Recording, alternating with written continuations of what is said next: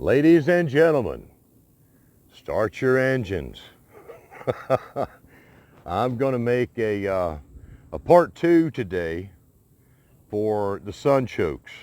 Okay, there were so many people that had interest in learning more about them, so many things that were offered and so many questions. I feel like it's a good thing to put this out there. There's an awful lot of information out there on the web about these, and you can find it, but I'll share you with you today. I couldn't get the flower heads cut off the other day. It started raining, and then yesterday it's been raining most of the day, so yesterday was a wash for me, except for finding my blueberry, which that'll be more. Anyhow, I'm going to cut through here. Now let me, I'm going to cut those down in just a minute, and then I'm going to go below the soil and see what we can dig up just right now. Just dig around. I'm not going to uproot everything around here, but I may dig around for a test. Anyhow, y'all be prepared now, because I done made some notes right here. What you're going to want to do, whenever I came out here and planted these in the spring, I planted them 2 to 3 weeks before the last the last frost date, and that's going to be the average, okay? But that's about what I did, and it took them a while to come up. I was waiting patiently for a while, and it took them a while, but they did come up. And almost 100% of every little piece of tuber that I put in the ground came up. Now, this is a general thing here, okay, just in general, and it's going to go out the window. The first time you plant, it's going to help you maximize your harvest, but after that first year of having sunchokes in the ground, and the next year comes, you'll have them all over the place. Don't worry about that. But for the first year, you want to plant them 12 to 18 inches apart, 2 to 6 inches deep, in rows that are about 3 feet apart. Okay? Your average soil, average pH level needs to be about 6, from 5.8, 6.2, or 4. It's real average. They survive and thrive quite well anywhere between Canada and Florida. 50 degrees, okay, 50 degree soil temperature, that's what it takes for these puppies to start popping up out of the ground. So you can figure out where you are and figure out what kind of plant times and everything you need to think about. It's going to be on average about 130 days until they're ready to harvest. Let's see, what else can we cover on that? That's planting 2 to 6 inches deep. Now, what I've learned is they really love fertile soil, okay? So if you've got chicken poop, look, he's back over here. If you got chicken poop, or enough skinks dropping their poop to have fertile soil, whatever you want, they're going to love it. I put in a lot of quail poop in here that I had left over, because I've raised quail, and I have an abundance of that black gold sitting around here. They love soil fertility. You're not going to go wrong with that. Okay, and they don't like to be in wet soil, all right? No standing water, it's just going to kill them. Let's see, what else have we got here in my notes? They do love the sun. Somebody had commented that they had a lot of trees. Will that be a problem? Well, if it's going to keep them out of the sun, yeah. They're going to have places for sun. Let's see. These are one of the most famous of the Native American foods, kept them alive for countless thousands of generations, not to mention years, right? Let me see here. That's going to cover the starting of everything, I believe. Yeah. Now, let's do this. Let me go ahead and cut these out so that's done, and I'm going to show you something else. We're pretty much done, okay, with the most of the hard stuff. This is not too difficult. That was the last one that was over there in the middle of the bunch. We've got some here, and you know, you can do this very easily with any kind of snips that you've got. Just come in here and cut those off. You'll see all the branches coming out from the stalk there, right? Well, it's going to terminate here, and every one of these is going to try to put on a flower. Now, there may be some varieties, there may be some places where they will make viable seed. You know, but from what I've always heard, they don't do well from seed. Maybe it's one of those things where it's up to nature and them to make new plants from seed, okay? So you've got different factors at play there. But like I said, this is the first year I've grown these, so I'll have more knowledge in it next year from firsthand experience. So just come in here and everywhere they're shooting off, just cut off that seed head before it gets going. And you'll be able to start telling when it's about to bust open into a seed, and or a seed head, you know, flower head, and just get rid of it. What you're doing there is telling the plant that, hey, all the babies that we're planning on making, it's not going to happen. Something's happened, something's coming in there and eating us up. So what do we have to do? We've got to try to survive, and in order to do that, we're going to send as much energy into root production as possible, okay? Now, this can be a great thing. As I've said, and many others have said, this is a powerful food plant. Now, it is beautiful, makes some beautiful flowers, and I would bet that the difference in production of root, you know, the root crop, and you know, with removing the flowers and not removing the flowers, I don't know. I'm sure there's going to be some difference. It may not be huge. Some people may just want to look at them, and that's fine.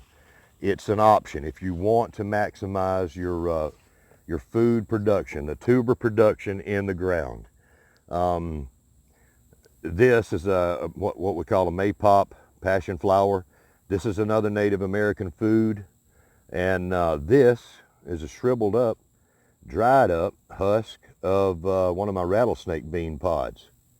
These kept Native Americans alive in this country for a long time. Many other things. Let's see. If they could keep them from rolling off the stumps. Rattlesnake beans. Here in Alabama, United States, southeast United States, I like to grow things like this. If the Native Americans used to grow them, that's good enough for me. That's forever food right there. And the things that they grew, they took with them everywhere. Now let me tell you something else. Now we've got this big bunch of cut off seed heads, flower heads rather, and you know, since it's a member of the sunflower family, it's going to try to grow out from there. All of this is edible, okay? This is excellent fodder for your animals. Excellent feed for animals. If they love to eat green stuff, they're going to love sunchokes. Deer love them. Goats, anything loves them. And you know what else? They are 100% edible for humans. The leaves and the flowers. You're not going to want to gnaw on this stalk, okay? In certain situations, these stalks can become tools to use for something else, though, I'm sure. So, there are a lot of people that eat the leaves and the flowers as an addition to salads or just on their own. I'm going to let y'all look up all the recipes for what you can do with the leaves, the tubers, and everything like that. There's plenty of information out there. So you do get the additional benefit of eating the leaves off of this plant and the flowers. So let's see what is under the soil. We're just going to check one of these out and see if I've got anything growing right now. Take a look at my fingers, right? Nice and clippered. No dirt up under there. Yeah, they don't look like that for very long. But I'm going to keep them pretty for one more day and use my glove. Yeah, I'm going to get the gloved hand in here. All right, enough of this. Got a lemon balm that I planted here, fighting me. And then not to mention this other forever food that I love to talk about so much is my strawberry plants. This one runner's got about five new plants. Good luck keeping up with them once they start. I've tried. Now, what we do have in here from earlier in the spring, I've got some of what I think are my bull's blood beets in there. It's an heirloom variety of beets that I planted and I hoped would come up and grow before the sunchokes took over and give them some shade, and they get too much shade. I've got some spinach in there too, but I'm not sure what these are. These may be those beets, it may not be. We can get in here and dig around on this one right here in the corner. It's easy to get to. Let's see. I see a little bit of something right there, a little something. Now, whenever I first planted these, I was worried if they were ever going to come up. And I actually dug some up and put them back in there. They were already sprouting and headed to the sky and through the dirt. And I put them back and they still came up. Sunchokes are incredibly tough plants, okay? They survive quite well in a variety of soils and climates. But naturally, you know, further south, they're going to have a longer growing season. Oh, this is like Geraldo Rivera opening up the safe, right? You're seeing it live with me.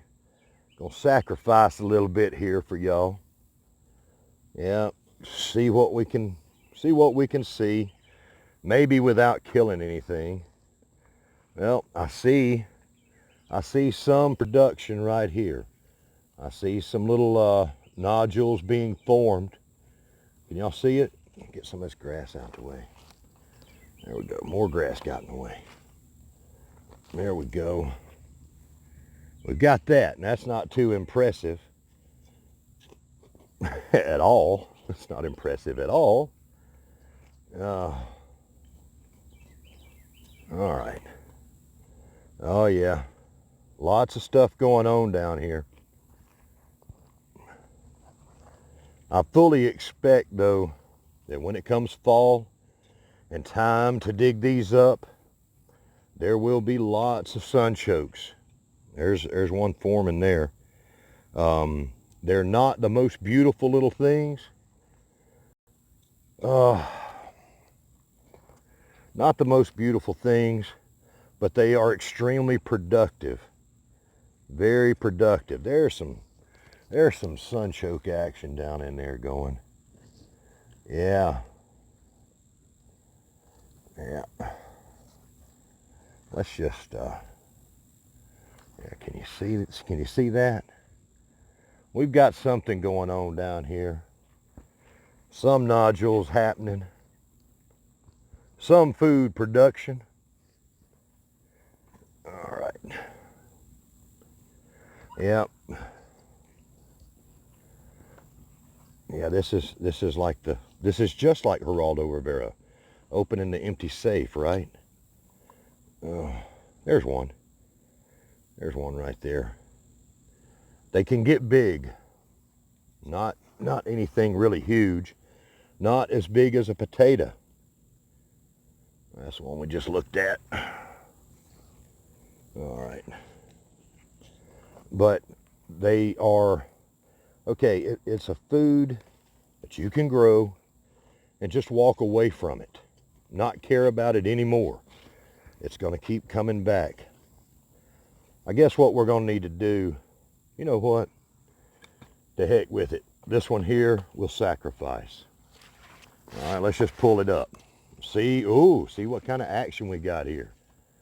All right. This is kind of cool. All right, there we go. Here's what we've got. Yeah, where'd it go? There it is. Boom. That's what one of these is doing right now. Let's see, let's pull these out of here. Let's see what else. What else is growing up under here? There's one there. That looks like it might be attached to this other plant. There's one. And there goes my maypop. They may pop down into the hole there. Right? Okay. For that plant right there looks like it's done. Now you can see the other ones poking up from here. Okay, from this plant here. That's that big tall one. All right, we'll cover that back up. All right. So way early in the season, this one here, which is about 5 foot tall, that's what we've got. Okay. And give it another 2 months, and there'll be a lot more up under there. And every little part of this plant will come back. You see that? That would have made some more food. But little tiny pieces, no bigger than that and smaller, will grow. That's why they say once you plant Jerusalem artichokes somewhere, you'll have them there forever. Okay, so that one is sacrificed. That's fine. It was well worth the effort to look. I might even do a taste test on these things. Okay, let me tell you some more information on them. Okay. All right. Now, okay, it would be silly for me to leave out the part of where they're known as Sunchokes, Jerusalem artichokes, and they're also known as fartichokes, okay? Because of the sugar that they have in them, called inulin, your body does not process it as good as it does regular sugar. So they are known to give you a case of the gas. You know, you're gonna be a little gassy with these. There's ways to mitigate that. I will let you look it up online and find that. There's through fermentation, through eating smaller amounts of it and getting yourself body used to it. Getting your body used to it. Let's see here. Oh, get me out here digging and standing up. Get me out of breath. Let's see here. Okay, something else that I thought about showing with that is what's called lodging. Okay. Let's see here. Yeah, you can eat them raw or cooked. You can freeze these once you've harvested them, and they'll keep in the freezer. I can't speak for the texture or the taste. I don't know. You can look that up. Let's see what else. Okay, the lodging part. Okay, there's something called lodging. I'm sure that most of you have seen the corn, this last derecho that happened here in America. This big straight line wind that came in and flattened so much corn. Okay, when that corn falls over like that, or wheat or anything else that's knocked down like that, it's called lodging. The plants are made to stand up, right, and not grow to the side. Now, we'll use this as an example. This one that we've just sacrificed. Maybe I should have done that first. Okay, let's say this is in the ground still. Another way to increase root production with your sunchokes is to do what's called lodging, where you come in here and just mash it over, okay? Now I broke that, all right? You don't necessarily want to break it, but you want to mash it over with your boot or your shoe. Now I can't get in here and do that to all of these plants, and I probably won't do it in the future, but it is something if you're looking for maximizing production. It is something that you can do. All right, now that's broken. I don't want to break it. You don't want to break it. You just want to mash it. You want to traumatize it. It again tells that plant to send energy to the root production so that it can survive again till next year. It's telling it, don't make seeds, make roots. Okay, make roots. Okay, let's see. What else did I want to cover? I might have should have told y'all to pack a lunch. It's getting to be long. Let's see here. Okay, we talked about lodging. Now let's talk about storage. All right, we talked about if I take these and put them out on the shelf, they'll last a few days and then they'll start getting rubbery. Okay, if that's the taste you want, then that's fine, but they're going to lose their texture and their flavor very fast. In the refrigerator, they'll last about a week, okay? Now, when you're supposed to harvest these is after, I'm going to do this after the second frost or so. These are going to be well dyed back before I do a lot of harvesting out of here, okay? Not even for Shed Wars am I going to do that. Okay, I'm not digging all this up for Shed Wars early. If it's not time, it's not time. Sorry. But the most important thing is to maximize production so that I can have more and to share these with others. Share these with my friends and neighbors to keep this food source going. Let's see here. Yeah. A lot of people talk about how they're invasive. Well, pretty much if you live in North America, especially on the eastern half or middle America, you know, as long as it wasn't in the desert, anywhere that they had open ground, they grew a lot of these. So right up underneath your home may have been a big field of these. Invasive means it came from somewhere else and it's not supposed to be here. In the South, we have a name for that. It's called kudzu. Kudzu covers entire mountains. These were here first before anyone in America. Before the Native Americans were here, these were here, okay? These are native species. They do like to spread. In my mind, that's a good thing. If you've got too many strawberries spreading around, cut them down. Same thing with these. You can keep them contained, but you have to work at it pretty hard. In a container, they stay quite well, but they grow best in the soil, okay? Now, as far as storage goes, I'm going to go back and talk about this. Had a couple of great comments. This is a root vegetable, and like many others, they can be kept over winter using some old school methods. Basically, that one of them is a bucket and some dirt. One of my subscribers and viewers there, Amy McFarland, she brought that point up, and I pinned her comment to the last video. What you do is you store these in layers in your buckets. You get a bucket, you put down a layer of dirt, then a layer of root vegetable, another layer of dirt, and so on and so forth till you got it filled up. The key to this is your dirt, you don't want to have a lot of critters in it that could eat them, okay? So you want to get some fairly sterile, clean dirt. And you do not want it wet. It'll rot. Any of your root vegetables like your carrots or anything else is going to rot if you leave them in wet conditions. Okay?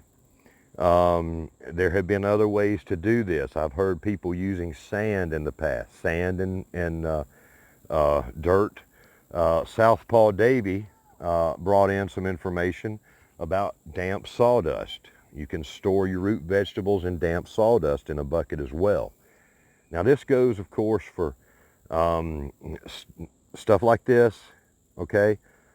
Turnips, carrots, any kind of root vegetable. It's been done for years, okay? Now, here's the key. You got to keep them cool because these things try to start activating at 50 degrees, all right? So you don't want to have a bucket full of sunchokes growing in a warm bucket full of dirt, because that's exactly what's going to happen. That's what's going to happen. So it's got to be kept, you know, in a cool condition. And I'll let you look. There's lots of information. Some of it's conflicting. I'll let you check it out for yourself. Okay. Well, I've got one here. Let me see. What else did I want to say? I know I'm leaving somebody out. Okay, yeah. There's another channel called Wild Edibles. One of my favorite channels is Wild Edibles. She has got an amazing garden way up north in Canada. She is growing sunchokes there. And she's got some to show you on her property. And I'll tell you what, this is long. I'm going to save the taste test for tomorrow on this. I'm going to wrap it up. But check out Wild Edibles. If she doesn't have a video up yet where she's showing you about sunchokes, she probably will very soon. And I have shown you, I think, everything that I can.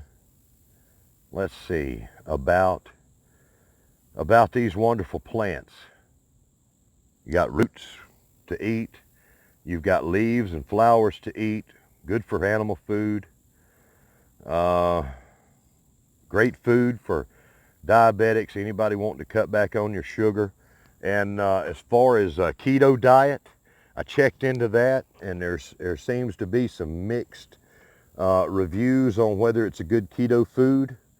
So Voon Child and let's see, Keto Jess, y'all might want to look at these. It does have mixed reviews as far as, is it a keto food or is it not? It doesn't have your normal sugars, so maybe it can fit into some dishes that y'all have got. And I'll be happy to share with y'all some starts from this as we get later on in the year, if you should want some. For anyone else out there, I would suggest that you hit up places like Craigslist or Facebook Marketplace or anywhere out there where people are trading things. And maybe you can find some in your area. You might be able to. But good luck to you in whatever you do.